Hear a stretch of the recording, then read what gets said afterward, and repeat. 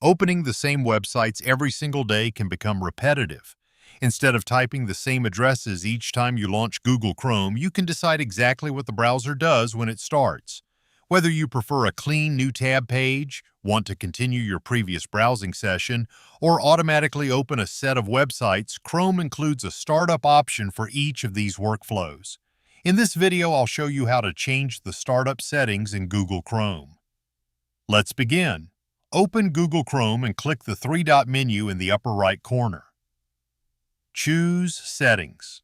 From the left sidebar, select On Startup. If you want to find it more quickly, type Startup into the Settings search bar.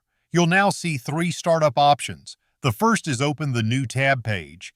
This starts Chrome with a fresh tab every time you launch the browser, making it a good choice if you like starting with a clean workspace. The second option is Continue where you left off.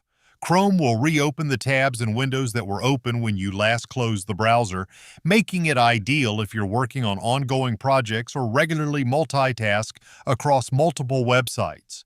The final option is Open a specific page or set of pages. This lets you choose exactly which website should open automatically every time Chrome starts.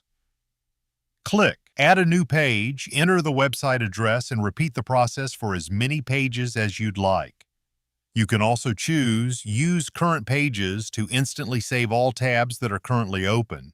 Each option takes effect immediately, so the next time you launch Chrome, it will follow your selected startup preference. And that's it. Now Chrome will open the way you want it to every time you launch it.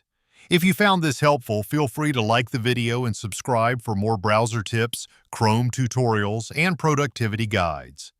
Thanks for watching, and I'll see you in the next one.